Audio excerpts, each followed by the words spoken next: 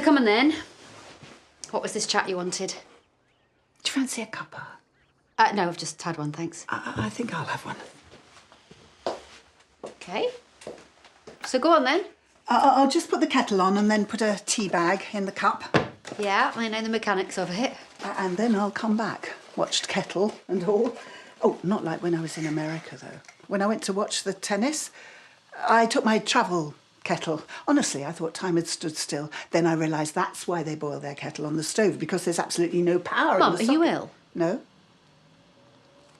Although there are some people who would say I am. Not so much nowadays, but in years gone. Although there are still some people who... idiots. Like it matters, like it's any of their business. OK, well, if this is any of my business, then you're going to have to do a bit better, because I honestly have no clue. I'm a lesbian.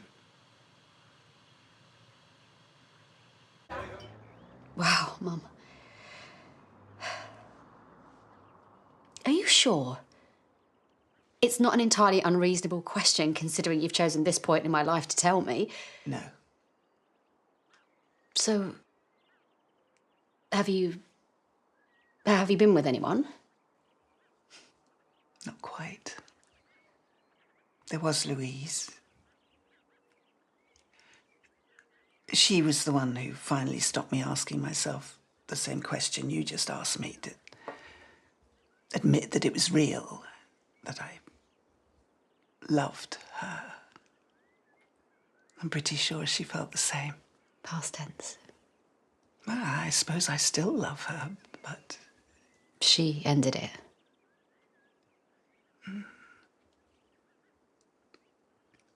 COVID ended it. Oh, my God, Mum, I'm sorry.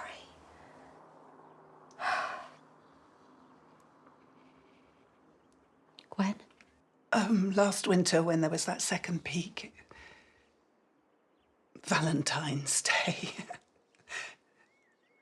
The same time that you lost your neighbour. Your neighbour, Louise. Is that who you're talking about, Mum?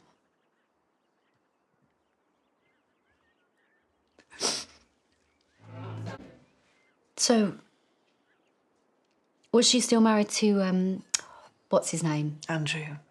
Yes, they had been, but he died a few years ago. So he never knew? No one knew. Well, there was nothing to know, really. Me and Louise, we were getting there. That's a new phrase. Well, I was anyway, getting round to telling her how I really felt. I think Louise was in more denial than me. So you were in denial? I mean, it's not like you knew and then got married to Dad anyway. I think, deep down, I knew. How deep? Like, far enough so that Dad didn't know? Well, I was very good at covering it out before I met him, and then, of course, we had well, you exist. So you had sex at least once, then? More, obviously. Not as much as your father would have liked, I think. Well, I know. He said as much. And what did you say? Oh, relied on the old stereotype. Harassed housewife, randy husband. I called him depraved once because we did it on his birthday, early December, and then he wanted it again at New Year. That is a bit much. So you were married for all of those years, denying yourself who you were? I don't think I really knew who I was until your father died. You had a pretty good idea, Mum. I made my bed. Yeah. Yeah, and I was a part of that bed you made. Pretty big part. Yes, you were.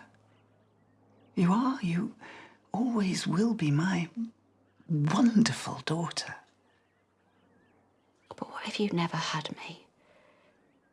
Would you have stayed with Dad for all that time? Who can say? Well, you can say. Most of your life could have been something else, something truer. You sacrificed it for me. Rona, I loved being your mum. Still do, believe me. I do. I just... What? Your life was a lie, Mum. Which means that Dad's was, and mine. That's not how I see it at all. Well, no. But you've had 50 years or so to convince yourself of that. This is all a little bit new to me. Can you get Leo? Why? Where are you going? Can you get him? Yes, Rono. I'll be back, Mum. Obviously, I'll see you later.